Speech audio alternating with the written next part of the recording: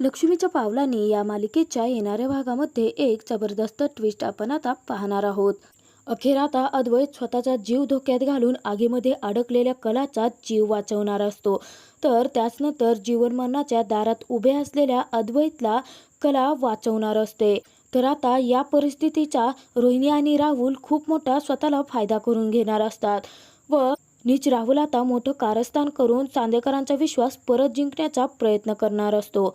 तर आता तिथे कलाच्या दुकानाला अचानकपणे आग कशी लागणार व ही परिस्थिती आता कला कशी हाताळणार व त्यानंतर कला तिथे आगीमध्ये कशी अडकणार, तर तिथे अचानक धमाकेदार एंट्री घेत अद्वैत आता स्वतःचा जीव धोक्यात घालून कलाचा जीव कसा वाचवणार, तर त्याच नंतर आता अद्वैत तिथे अचानकपणे बेशुद्ध कसा पडणार व बेशुद्ध पडलेल्या अद्वैतला आता हॉस्पिटलमध्ये घेऊन जात जीवन मरणाच्या दारात उभ्या असलेल्या अद्वैतचा जीव कला कसा वाचवणार व त्याचनंतर आता चिडलेली सरोजने जे कलावर घाणेरडे अद्वैतच्या जीवाशी कलाने खेळ केले असल्याचे आरोप लावलेले असतात, ते आरोप आता फेटाळून अद्वैत आणि कला एकत्र येत एकमेकांची साथ कशी देणार हे आपण या व्हिडिओमध्ये पाहणार आहोत। तर व्हिडिओ शेवटपर्यंत नक्की बघा। तर आता राहुलने कलाचं भांडार हे दुकान असतं ते जाळण्यासाठी त्याचे गुंड पाठवलेले असतात।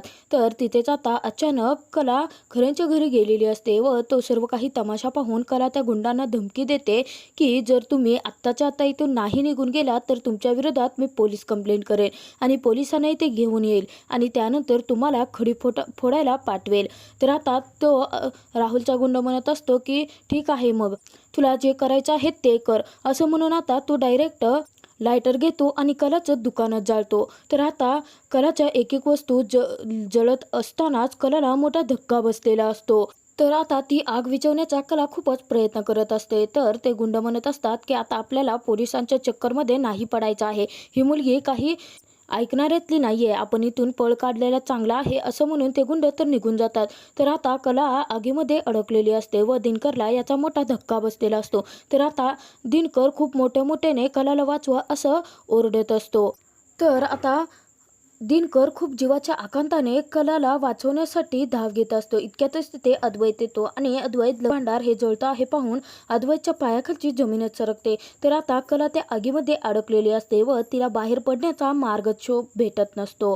तर अद्वैत आता दिनकरला विचारतो की नक्की काय झालं आहे, इथे आग कशी काय लागली। तेव्हा दिनकर सांगायला लागतो की काही गुंड आली होती आणि त्यांनीच ही आग लागली आहे, म्हणजे इथे ना काही गुंड आमच्याकडे ही दुकानं मागत होती, म्हणजे या दुकानांची जागा त्यांना हवी होती, परंतु ती जागा मी दिली नव्हती, त्यामुळे ते मला एक दोनदा धमकी देऊन गेले होते, परंतु ते गुंड आणि हे गुंड वेगळेच आहेत, असं म्हटल्यानंतर आता याच संधीचा राहुलने फायदा घेतलेला असतो व स्वतःचे गुंड पाठवून खऱ्यांना त्रास द्यायला सुरुवात केलेली असते।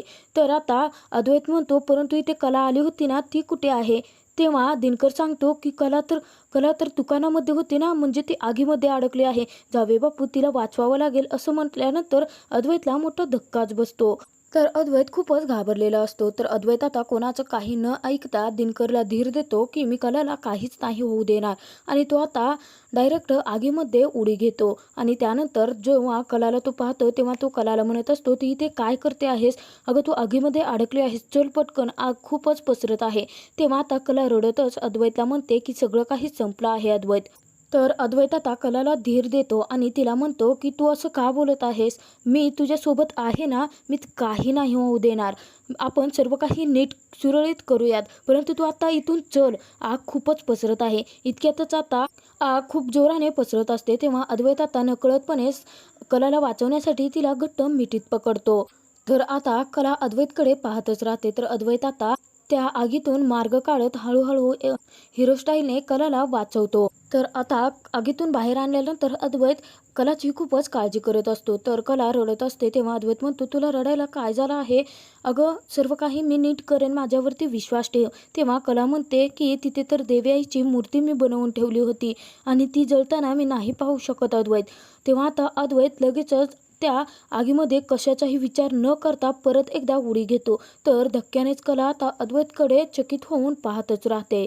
तर अद्वैतने आता परत एकदा कलासाठी स्वतःचा जीव धोक्यात घातलेला असतो। तर ते पाहून कला धक्क्यानेच आता अद्वैतला ओरडतच अद्वैतच्या मागे आलेली असते, परंतु जेव्हा अद्वैत त्या मूर्तीला हात लावणार इतक्यातच वरून आता खूप मोठं जळतं लाकूड अद्वैतच्या डोक्यात पडतं आणि तिथेच आता अद्वैतला जोरदार डोक्याला मार बसलेला असतो आणि त्यानंतर अद्वैत तिथेच बेशुद्ध होतो. तर अद्वैतच्या डोक्यामधून खूपच रक्त व्हायला लागलेलं असतो. तर आता तेथील अद्वैत बेशुद्ध पडल्यानंतर कला पटकन आता तेथील लोकांची साथ घेते आणि त्यानंतर अद्वैतला पटकन हॉस्पिटलमध्ये घेऊन निघालेली असते. तोपर्यंत आता त्या दुकानाच्या शेजारील सर्व काही लोक मिळून एकत्र येतात, ती आग विझवण्याचा प्रयत्न करत असतात. तर अद्वैतला आता घेऊन जात असतानाच कला अद्वैतला डोळे न झाकण्यासाठी सांगत असते. तर कला अद्वैतला बेशुद्ध न होऊ देता बोलतो करण्याचा प्रयत्न करत असते व त्यानंतर आता दिनकरने ही बातमी चांदेकरांपर्यंत पोहोचवलेली असते. तेव्हा सोहम ही बातमी घेऊन जेव्हा सरोजकडे जातो आणि ती अद्वैत बेशुद्ध पडल्याची बातमी जेव्हा सरोजला मिळते तेव्हा सरोज आणि प्रदीप या दोघांनाही मोठा धक्काच बसलेला असतो. तर सोहम सांगतो की कलाताईच दुकानाला आग लागली होती आणि तिथेच आता अद्वैत दादा कलाताईला वाचवण्यासाठी गेला होता, परंतु अद्वैत दादाच्या डोक्याला खूप जबरदस्त मार लागला आहे आणि अद्वैत दादाला आता कलावहिनी सिटी हॉस्पिटलमध्ये घेऊन गेली आहे. अद्वैत दादा सध्या बेशुद्ध आहे. आता ही बातमी ऐकताच चांदेकरांच्या पायाखालची जमीन सरकते आणि ते सर्वच जण मिळून आता सिटी हॉस्पिटलकडे धाव घेतात अद्वैतकडे. सर्वच जण अद्वैतच्या काळजीत असतात आणि सर्वांच्या डोळ्यातून अश्रू यायला लागलेले असतात. सर्वच जण अद्वैतसाठी देवाकडे प्रार्थना करत असतात. तर आता सिटी हॉस्पिटलमध्ये कला खूपच रडत असते. तेव्हा दिनकर तिची समजूत काढत तिला शांत करण्याचा प्रयत्न करत असतो. तर कला म्हणते, हे सर्व काही माझ्यामुळे घडतं आहे ना बाबा. अद्वैतचा जीव धोक्यात माझ्यामुळे आला आहे. मी उगाचच ही मूर्ती अडकल्याचं अद्वैतला सांगितलं. तेव्हा आता दिनकर म्हणतो की आपले जावई बापू मनाने खूपच चांगले आहेत कला.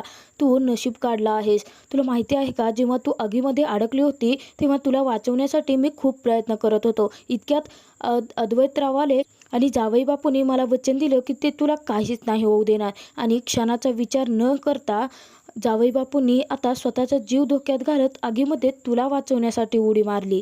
तर आता कला स्वतःलाच दोष द्यायला लागलेले असते आणि अद्वैतसाठी खूप रडत असते. तर जेव्हा आता चांदेकर हॉस्पिटलमध्ये पोहोचलेले असतात तेव्हा धक्क्याने सरोज आता कलाला घडलेले सर्व काही प्रसंग विचारते. तर कला सांगते की अचानकपणे अद्वैत तिथे आला. तो कसा आला, कुठून आला माहिती नाही, परंतु तो मला वाचवण्यासाठी त्याने आगीमध्ये उडी मारली होती आणि त्याच्याच नंतर अद्वैतच्या डोक्यामध्ये जळतं लाकूड पडलं आणि अद्वैतच्या डोक्यातून खूप जास्त रक्तस्राव होत होता. म्हणून मी आता काहीही विचार न करता त्याला सिटी हॉस्पिटलमध्ये घेऊन आले. तर कला म्हणते की अद्वैतने कशाचाही विचार न करता मला वाचवलं आणि माझ्याचमुळे अद्वैत आता जीवन मरणाच्या दारात उभा आहे. तर इकडे आता चांदेकरांच्या घरामध्ये रजनी खूपच रडत असते. इतक्यातच तिथे रोहिणी आणि राहुल येतात. तर राहुल मुद्दाम आता तेथून निघून चाललेला असतो. तेव्हा रोहिणी त्याला थांबवते आणि त्याला म्हणायला लागते की हे बघ राहुल, तू आता सर्वांसमोर असं नको दाखवू की तुला अद्वैतची जराही फिकीर नाही आहे. उलट तू आता सर्वांना समजून सांगायला पाहिजे आणि सर्वांना सांभाळून घ्यायला पाहिजे. निदान एवढं नाटक तरी तू करूच शकतो की अद्वैतसाठी स्वतःची इमेज चांगली तयार करायची आहे तुला या घरात, कारण परत सर्वांचा विश्वास तुला जिंकायचा आहे. तर त्यानंतर आता नाटके रोहिणी लगेच रजनीला म्हणत असते, हे काय झालं ग, आपला अद्वैत आता जीवन मरणाच्या दारात उभा आहे, आम्हाला सर्व काही कळलं. तर आता रजनीला नैना धीर देते आणि म्हणायला लागते की अद्वैतला काहीच नाही होणार आणि लगेचच ती हॉस्पिटलमध्ये कॉन्टॅक्ट करण्याचा प्रयत्न करत असते. तर आता रोहिणी म्हणते, पाहिलंच ना राहुल, नैना कशी वागते आहे ते, मी संपूर्ण दुनिया पाहिली आहे. खरं तर ना तुला आता नैनासारखं वागायला पाहिजे आहे, तर आणि तरच तू चांदेकरांचा विश्वास परत जिंकू शकतो. तर इकडे आता सिटी हॉस्पिटलमध्ये आबा म्हणत असतात की अचानक हे काय झालं आहे कला, अगं तुझ्या शेजापाजारी जी दुकानं आहेत त्यांनी आग कशी काय लावली. तेव्हा आता सरोज म्हणते की आग लावली नाही, मुद्दाम हे घडवून आणलं आहे. ही मुलगी माझ्या अद्वैतच्या जीवावर उठली आहे. तर आता अचानकपणे कलाच्या साडीला लागलेले रक्त सोहम पाहतो आणि सोहम म्हणतो की कला वहिनी, अगं तुला सुद्धा खूप जास्त लागलं आहे. तेव्हा कला म्हणते की मला जास्त लागलेलं नाही आहे, मी ठीक आहे. हे सर्व काही अद्वैतच्या रक्त माझ्या साडीला लागलं आहे. तर ते रक्त पाहताच आता सरोज बेशुद्धच पडते. तर अखेर आता अद्वैतला जीवन मरणाच्या दारातून कला वाचवून परत कशी घेऊन येणार आणि त्यानंतर चिडलेली सरोज आता कलावरती अद्वैतचा जीव धोक्यात घालण्यासाठी आरोप जे लावलेले असतात ते आरोप आता कला खोटे असल्याचे कसं सिद्ध करून दाखवणार व अद्वैत या सगळ्यांमध्येची जी साथ कशी निभावणार हे आपण येणाऱ्या भागातच पाहणार आहोत।